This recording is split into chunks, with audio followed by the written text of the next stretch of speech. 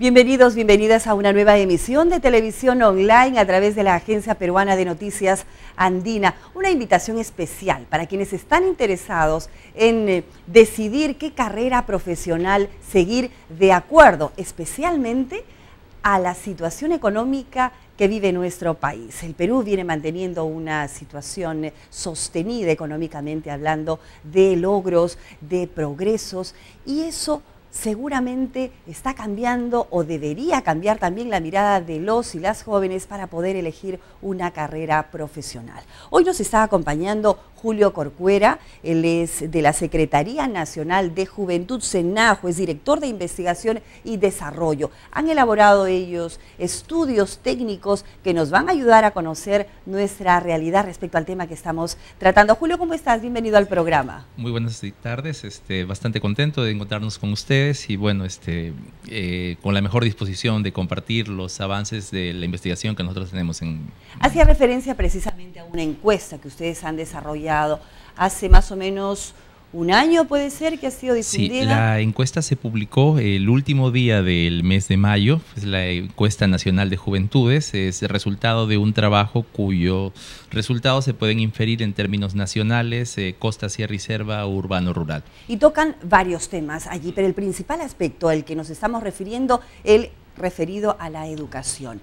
¿Qué respuestas dan los jóvenes cuando se les pregunta hacia qué tipo de carreras profesionales o hacia qué tipo de estudios en general se inclinan más? Sí, en las demandas profesionales que los jóvenes, sobre las cuales los jóvenes muestran mayor interés, destacan claramente carreras como pues derecho, administración, contabilidad, ingeniería industrial. Esta, digamos, es una demanda un tanto clásica y es la demanda que ellos muestran en términos de carreras profesionales. Cuando se le hace preguntas a los jóvenes que ya egresaron, ¿qué estudiaron? El 32% manifiesta que estudiaron carreras entre economía, derecho y afines.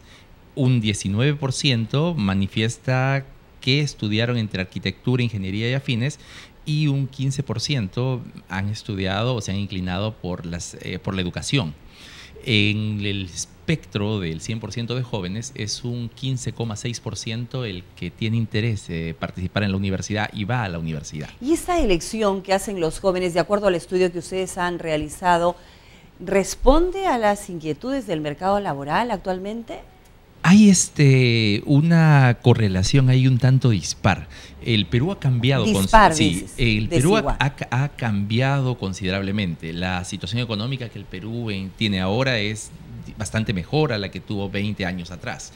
Eso ha llevado a que la demanda laboral también pues se transforme.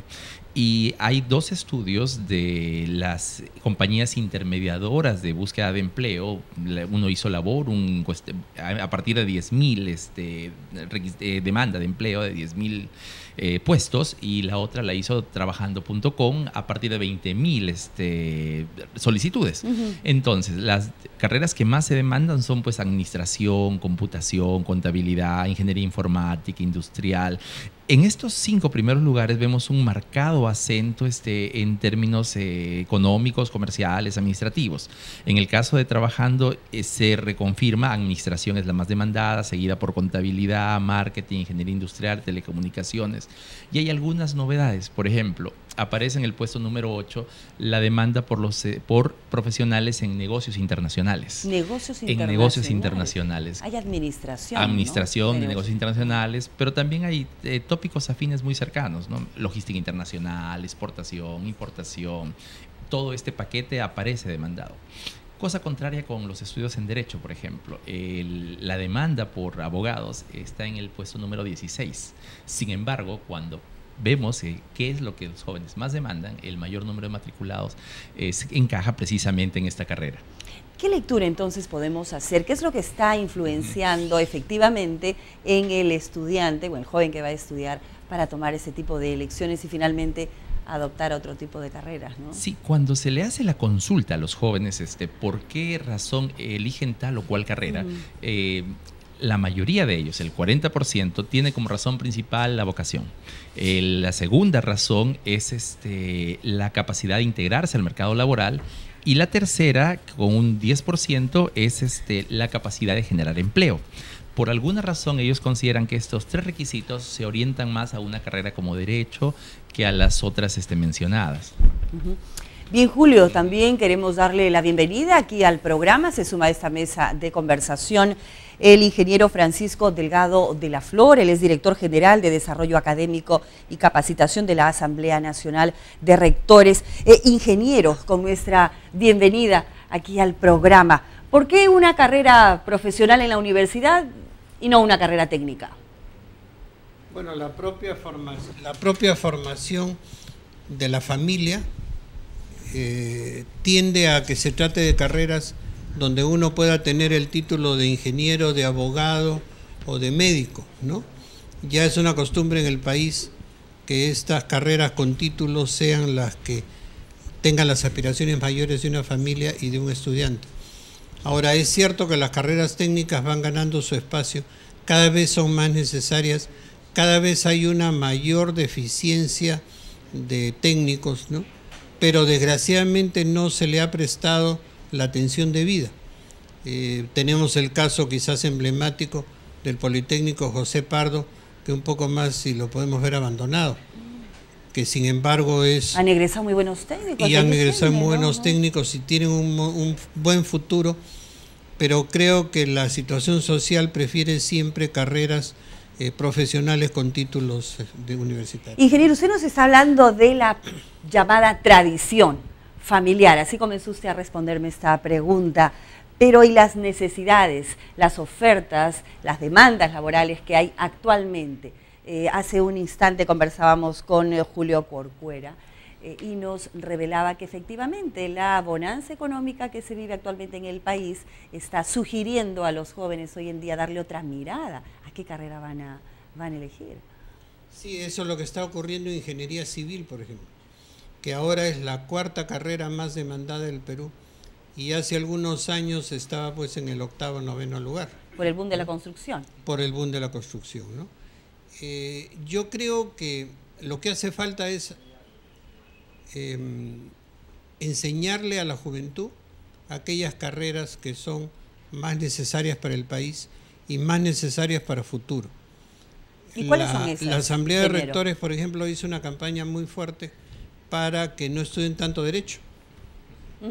Y vemos que en el transcurso de los años los postulantes a derecho han bajado en un 10%. Pero sin embargo derecho se mantiene como la 2ª carrera más requerida por los alumnos, ¿no? Educación, por ejemplo, ha bajado también tremendamente. Educación está en la 5ª, 6ª carrera.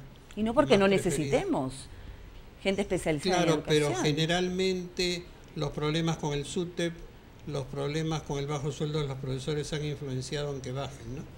Pero sin embargo, cuando se trata de un ascenso social, en un pueblito, en una ciudad de provincias, la gente prefiere o derecho o administración ahora o pedagogía. Si bien pedagogía ha bajado, administración ahora es la carrera que más requieren los alumnos. Y está bien porque la administración es una entrada a una serie de profesiones, a una serie de carreras. Es una base, ¿no? Y ahora ya no tanto es importante la carrera que uno tiene. Lo importante es la especialidad que uno tiene, ¿no? Y tenemos el caso que ahora ya casi es obligatorio una maestría.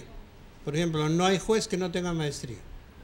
Hay universidades en que le exigen a sus profesores, si quieren seguir enseñando, que tengan una maestría y ahora ya doctorado, ¿no? Y entonces la maestría se ha convertido en una especialidad que antes se daba en el último ciclo de una universidad. Ingeniero, la especialidad que se pueda desarrollar aquí en el Perú puede significar para el joven que nos está siguiendo en este momento una remuneración muchísimo más alta. ¿Es una garantía de ello o no necesariamente? Le hablo solo del Perú, ¿verdad? Porque casos como España, que está viviendo una crisis tremenda, hay muchísimos jóvenes con maestrías que están pues...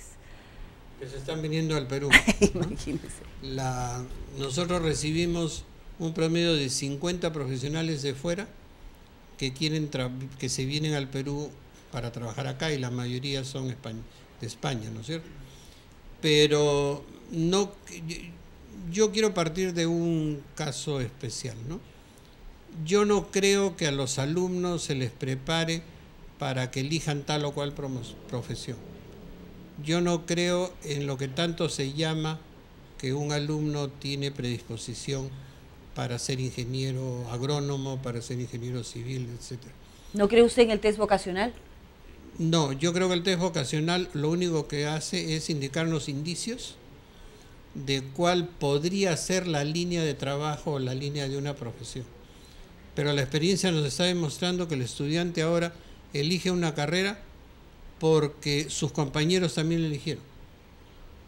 La moda. La moda, ¿no? La tendencia. Yo conozco colegios en que un estudiante dijo yo quiero seguir medicina y 25 de su clase de 30 dijeron medicina. Y cuando dijeron ¿en cuál universidad? En esta, los 25 se metieron a la misma universidad. Ingeniero, yo pensé que esto ya había estado superándose. ¿Esa percepción tiene en el SENAJU también sobre esto último que nos dice el ingeniero? Sí, cuando se les pregunta a los jóvenes sobre cuál es la razón por la que ellos eligen una carrera, el 47% afirma que por vocación.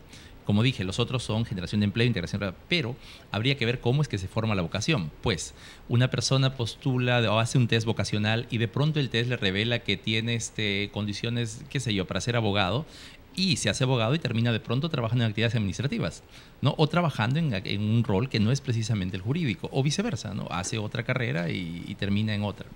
Entonces, si bien es cierto lo que se revela es un tema de vocación, la pregunta previa, que es la que planteaba el señor Delgado, es la discusión de cómo es que se forma esta vocación. Puede indudablemente que se forme por un carácter familiar, pero también hay el medio social que influye, ¿no? Bajo la idea de que el profesional, como bien ha dicho el señor Delgado, tiene más estatus que un técnico.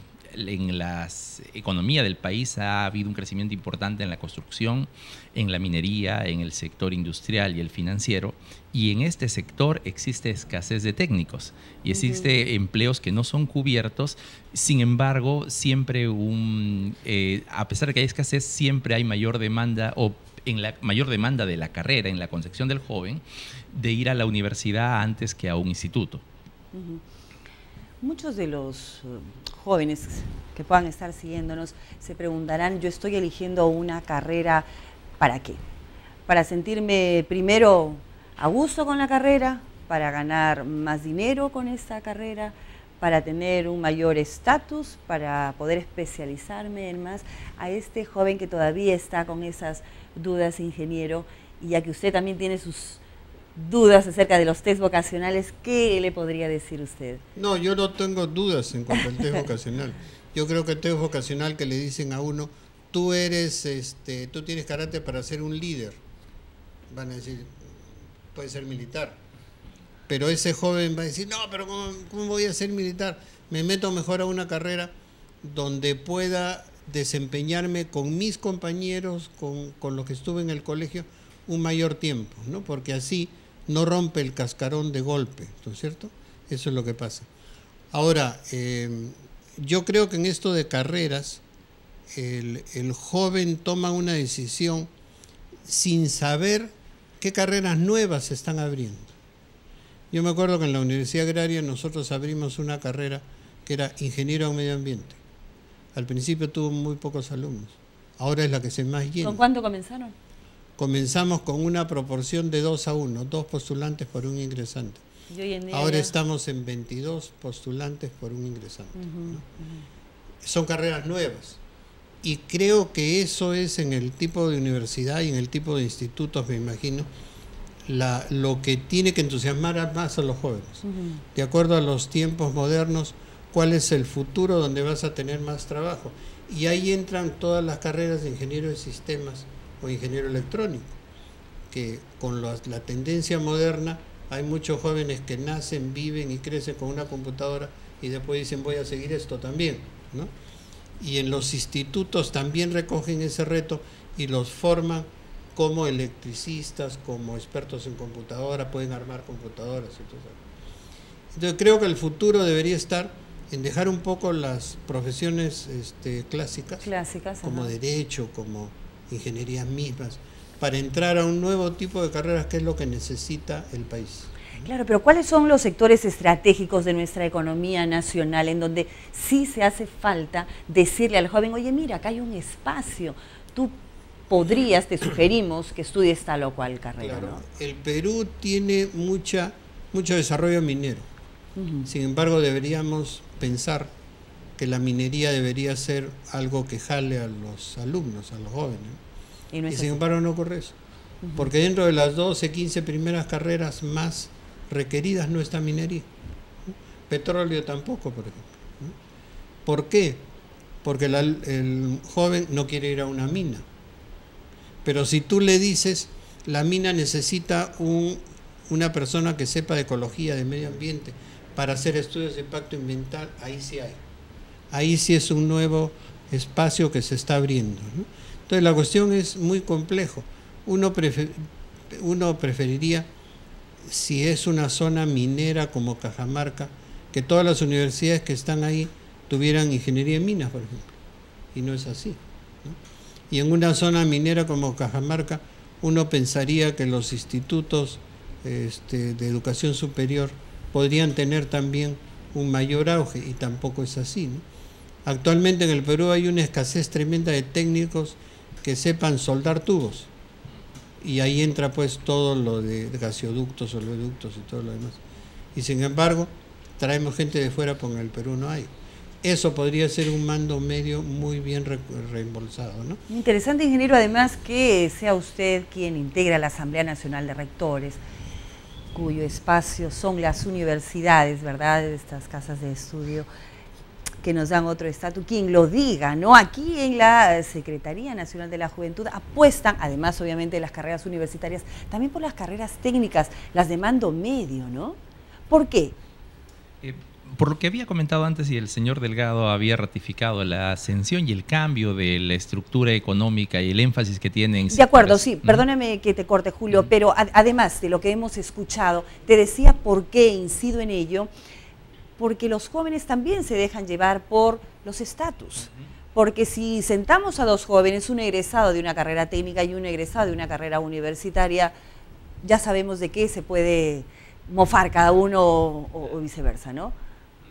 Sí, ese es un tema, digamos, de alguna manera de una visión colectiva o de un prejuicio que pues con el tiempo va a ir cambiando, va a ir y se espera pues que vaya adaptando. Sí, claro. Porque hay un sector importante, por ejemplo, el crecimiento económico del Perú ha sido sin duda la exportación, la agroexportación, y el Perú hasta el año 2003 exportaba 5.000 millones de dólares y ahora tiene récord de exportaciones que son casi 50.000 millones de dólares. Detrás de ese proceso hay un sinnúmero de técnicos de aduanas, de logística, y que explica la aparición de la oferta en carreras nuevas como negocios internacionales, comercio exterior, y que requieren personas. Ese gran sector está operado por técnicos. Hay profesionales, claro, pero las primeras promociones han salido hace muy pocos años. Tradicionalmente han sido técnicos. ¿Por qué todavía el temor de los chicos y chicas a seguir carreras técnicas? Yo creo que es un tema de prejuicio esencialmente, un tema de autoestima, ¿no? De yo necesito tener el título para firmarme, cuando no necesariamente eso pues es así, ¿no? Hay técnicos destacados, capaz. Yo quería agregar un punto más que a mí me parece bastante importante, que es el dominio del idioma extranjero. Porque el idioma extranjero en la actualidad no es que te dé ventaja, simplemente te pone en una posición de competir. Yo he conocido pues profesionales de diversas ramas que se encuentran con el tope de este tipo de problemas. Por ejemplo, el empresario que demanda espárragos en algún momento viene al país y tiene que pues dialogar con su otro par, y el idioma aparece. Hay perfiles de cómo hacer negocios en el Perú que ponen advertencia de que en promedio los peruanos no hablamos inglés, y en diferentes temas tan simples como hacer la maestría y acceder a textos, acceder a lectura o acceder a manuales de maquinaria sofisticada. Es tan simple como aparecer la barrera del idioma y detener a una persona que no está preparada. Ese es un tema que debería cambiarse y no pensarse. Qué bueno, además que lo estemos tratando aquí, donde nos acompaña el ingeniero, ¿verdad? No hay estudiante que quiera seguir una maestría y que no conozca otro idioma que pueda inscribirse. Es un requisito. Claro, es cierto. Ahora las universidades le piden a uno que al terminar su maestría salga con el conocimiento de un idioma. Pero acá hay otro dato importante, ¿no? Por ejemplo, con el boom agroexportador que vive el Perú, podríamos esperar que aumente los postulantes a las carreras de agronomía y está disminuyendo. Pero sin embargo está aumentando los postulantes a las carreras de industrias alimentarias o de industrias en general, ¿no es cierto? ¿Eso qué quiere decir? Que el estudiante va más a una formación integral, porque en una carrera de ingeniero en industrias alimentarias vas a ver algo de agronomía y algo de industrias y algo de biología, etcétera, ¿no? Entonces lo que se busca ahora es una formación más integral del alumno, que incluye también una formación humanista y una formación cultural, histórica completa, ¿no? Indudablemente, y es importante, pero el tema del idioma también me parece importante, ingeniero, y permítame insistir en recoger alguna opinión suya al respecto, porque nos está diciendo Julio que es una barrera, ¿no? Lo que el común de la gente puede decir es un requisito el saber otro idioma. Aquí un representante de la Secretaría Nacional de la Juventud nos dice es una barrera. Es cierto, es cierto. El tener un conocimiento de un idioma es muy importante, y sobre todo si se trata de inglés o francés, ¿no? ¿Pero tiene que ser un requisito? Tiene que ser en muchas universidades un requisito para graduarse, ¿no? Si no es para el pregrado, para el posgrado, ¿no? También lo es o debe serlo para pues técnicos. Si llego tecnología de punta o pretendemos que el país transite de la primaria exportadora a la manufactura y para eso importa tecnología, los manuales de esa tecnología son en inglés. Los manuales de una computadora aparecen en inglés, los programas están configurados en inglés. Desde cosas tan simples como el Word, cosas elementales están en inglés. Las hemos aprendido a usar en nuestros diálogos, ¿no? Decimos happy birthday por decir feliz cumpleaños y cosas, y a veces hasta lo cantamos en inglés, pero eso transita también a la actividad laboral y para técnicos, para profesionales, para investigadores, para todos en realidad es importante. Y en ese sentido yo quisiera que los técnicos en el técnico también es muy importante. La otra posibilidad de estudiar es también a distancia. Es una modalidad que antes no existía y hoy en día se abre también como una oportunidad para aquellos que no tienen el tiempo disponible. ¿Qué mensaje se le puede dar también allí? Porque allí puede existir también otro prejuicio. Ah, no, él está estudiando a distancia y yo he seguido cursos presenciales. Entonces yo soy más que él o viceversa, ¿no? Sí, es cierto. La educación a distancia yo creo que es la educación del futuro. Y cada vez más va a haber más profesiones que trabajen con educación a distancia. Ahora, en carreras como administración, como contabilidad, como derecho mismo, hay muchos cursos mixtos, educación a distancia y también presencial. Lo que pasa es que durante mucho tiempo se satanizaba la educación a distancia, como diciendo, ahí no aprendes, te copias, es fácil, ¿no? Pero ya la técnica moderna estriba en que los exámenes sí pueden ser presenciales. Y esos exámenes sí van a medir realmente si el alumno estudió o no estudió. ¿Tienen ustedes alguna estadística que nos revele qué porcentaje de la población estudiantil? Actualmente hay, en el caso universitario, como 50.000 estudiantes con educación a distancia. 50.000 estudiantes en lo que la ANR está haciendo ya, en cifras. Claro. La ANR por eso es que está aprobando, está discutiendo ya, están las finales de discutir un reglamento para educación a distancia, ¿no? Pero yo quería decir otra cosa. En el Perú, tanto en instituciones de educación superior como en universidades, hay instituciones buenas y malas o regulares, ¿no? Entonces el Perú ya tiene que entrar a un contexto en el que lo que se evalúa es la calidad. Y ahí tanto en instituciones de educación superior como en las universidades existe una ley y existe unas oficinas que se dedican a eso, a que las universidades o los institutos puedan garantizar calidad. Ya el Instituto Normal de Monterrico ha sido determinado con calidad hace 8 meses. Y ahí se forman pedagogos, ajá. Hay en este momento unas 15 o 18 carreras universitarias que ya están acreditadas como nivel de calidad, ¿no es cierto? Y hay un caso curioso, a nivel mundial ya se está pidiendo que se certifique la calidad de la carrera que llevó uno. Por ejemplo, Argentina y Ecuador en este momento no están aceptando acreditar carreras peruanas que no provengan de facultades acreditadas o carreras acreditadas. Entonces, eso nos está cada vez se está poniendo más exigente. Que en el futuro va a ser muy inteligente. En el Perú hay una ley que dice de que es obligatorio acreditar carreras de educación, que son como 14, carreras de medicina, que son 12, y carreras de derecho. Desgraciadamente la ley se hace obligando algo, pero no dice qué pasa si no cumple. Entonces, hay un vacío ahí. Hay un vacío. Y en el Perú hay 1.450 carreras diferentes. Y si se han acreditado 15 es muy poco. Ahora, las instituciones peruanas tienen que ponerse las pilas y decidir que tienen que lograr calidad a través de una acreditación. Si no lo hacen, se van a quedar relegados a nivel mundial, ¿no? Bien, ingeniero. Se me ocurre preguntar también, ¿por qué los jóvenes y las jóvenes piensan que se puede trabajar más en Lima que en provincias? Desde la Secretaría Nacional de la Juventud, ¿han hecho ustedes algunos estudios? ¿Es por falta de desconocimiento? ¿Es porque no hay tal vez una decisión del joven que sea más osado, más atrevido?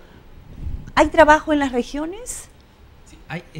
Hay de ambos. Hay obviamente factores individuales o familiares y hay factores pues que son producto de la circunstancia social y colectiva que se vive. Es sintomático, por ejemplo, que las regiones que fueron consideradas de pleno empleo en estos últimos años hayan sido La Libertad e Ica. Y el crecimiento exportador del país, y sobre todo en el aspecto exportador, no ha tenido como gran protagonista Lima. Han sido pues el norte del Perú y Ica los que han impulsado este desarrollo. Esto ha impactado en algunos cambios. Si uno pues transita, por ejemplo, por Trujillo con mucha facilidad, encuentra que en el 2008 fue declarado de pleno empleo y el promedio de creación de empleos era de 8 empleos al día. Ya llegaron malls, empezó a fluir el comercio con mayor velocidad. Y 8 empleos al día se necesitaban en el 2008. Al día, 8 empleos al día. Entonces, en ese escenario, pues la migración por empleo a Lima no era precisamente la más justificada. Lo que originó, como es lógico, es que aparezcan carreras como negocios internacionales, comercio y una demanda también, porque zonas mineras, de técnicos en esa natural. Y más bien hubo una migración en reversa de personas de Lima con formación en estos tópicos que migraron allá para poder fundar estas escuelas, para poder brindar capacitación y para entrenar a la nueva oferta de servicios que inundaba, ¿no? Es como hace unos años en Lima, allá también ocurrió. Esto cambia un poco el panorama, ¿no? Urbaniza, genera algunos otros problemas de orden que luego poco a poco se va adaptando. Pero hay también una concentración en términos relacionados a la estructura social, a la centralización y al proceso de descentralización. Si una persona de pronto quiere hacer una maestría en una universidad de prestigio en un tema determinado, es probable que solo la encuentre en Lima. Y entonces, si quiere especializarse en tal o cual área, es probable que solo lo encuentre en Lima. O si su aspiración es trabajar en tal sector del Estado, porque a eso ha orientado toda su carrera académica y profesional, es natural que venga aquí a Lima. Ese tipo de cosas y los medios, indudablemente, son concentrados en Lima.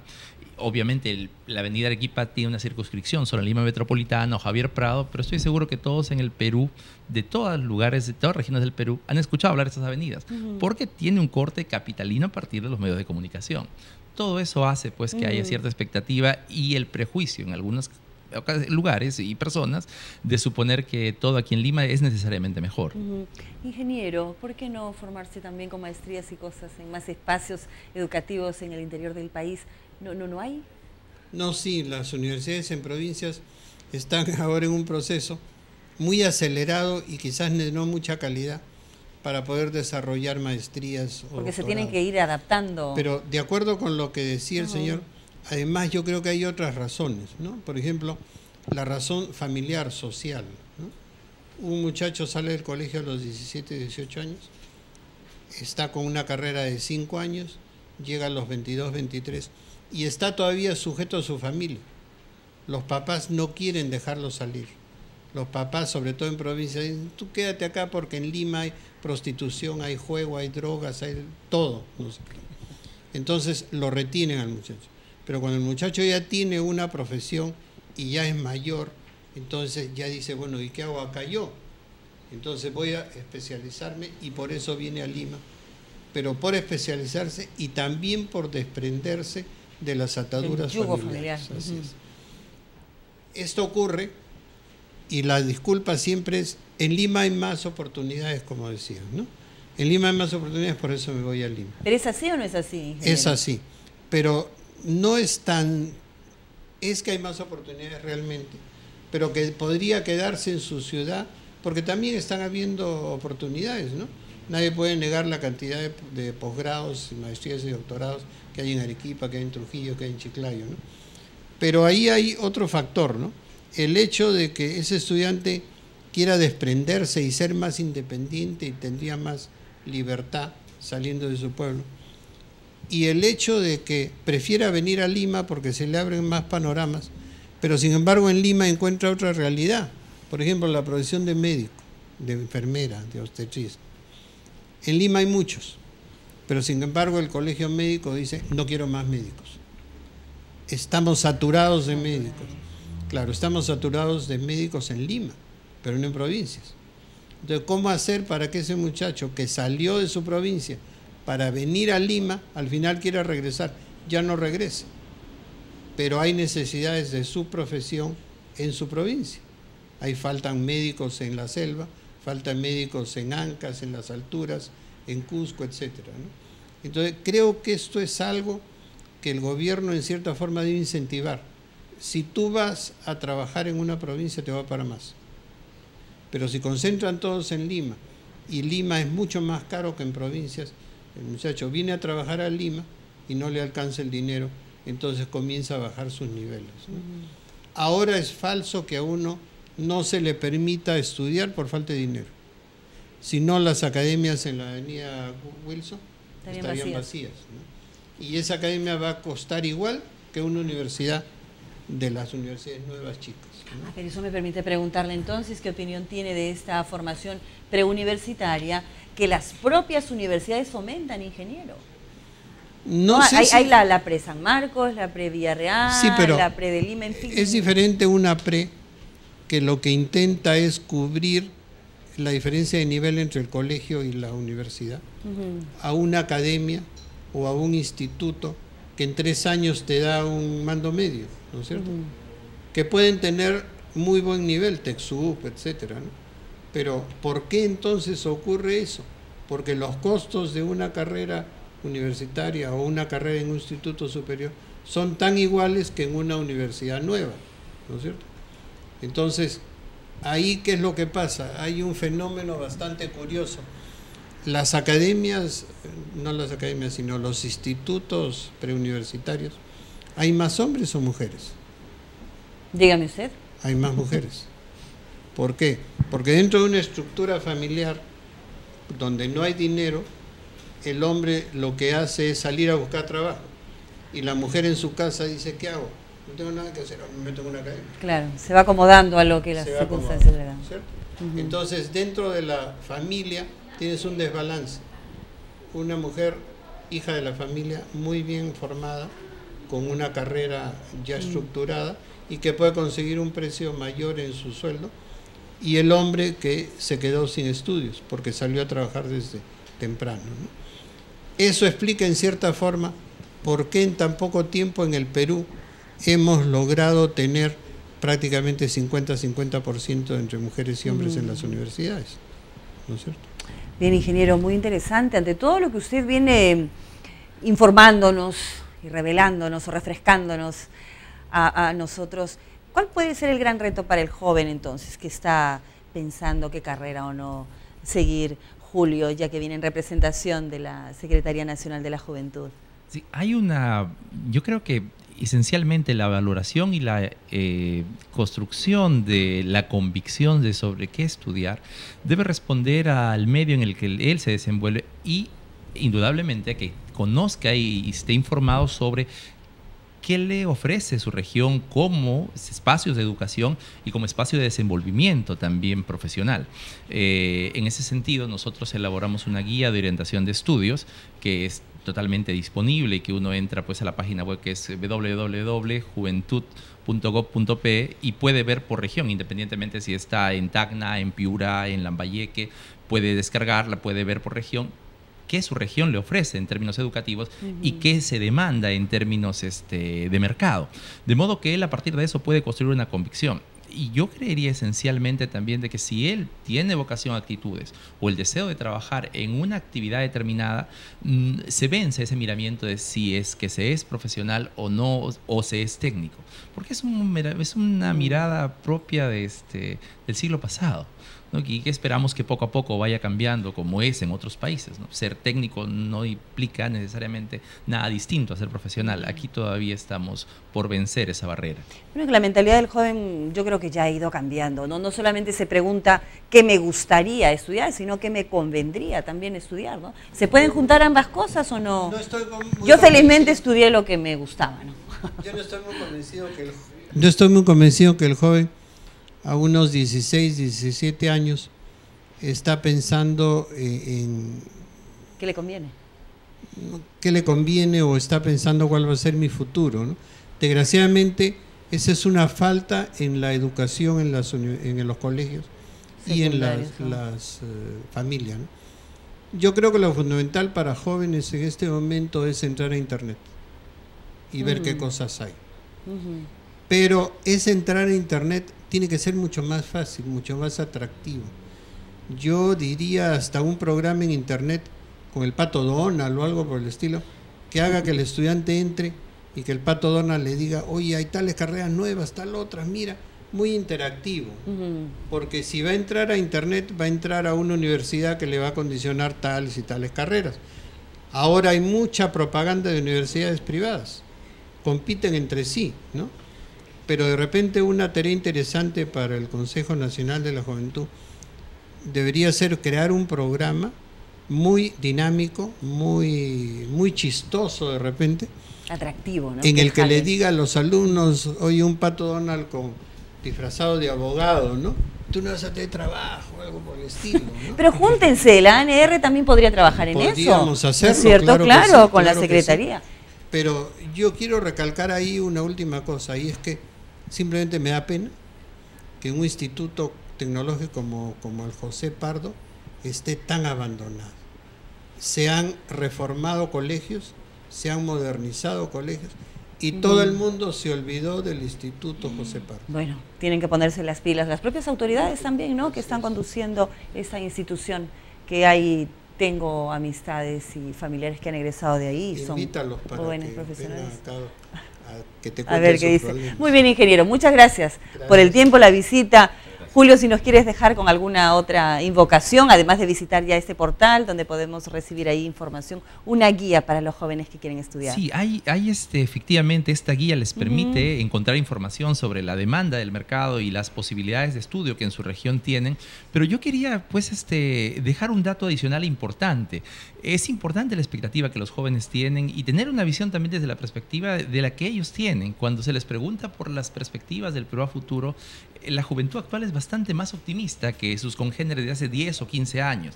Y ellos concentran su atención en colectivo en cuando se les pregunta, por ejemplo, ¿qué fortalezas tiene el Perú para este siglo XXI? Aparece pues el turismo, la minería, la agricultura, y no por las puras. Estos sectores también están vinculados al crecimiento económico. Entonces yo sí creo que ellos pueden, a partir de tener esas herramientas y hacer esa difusión de esas herramientas, tomar decisiones certeras para su propia vida y útiles sin duda para su futuro. Muy bien, Julio, gracias a ustedes también por seguirnos a través de nuestro portal aquí en la Agencia de Noticias Andina, y que quede como tarea que lo que nos han dicho aquí nuestros invitados pueda ser un tema de conversación entre los amigos, las amigas, pero en la familia también, con los papás, conversemos con los hermanos, en fin, y recurramos a las nuevas tecnologías, recurramos a Internet en la búsqueda de una mayor información, sobre todo que esté más clarificada hacia un futuro mejor. Hasta una próxima.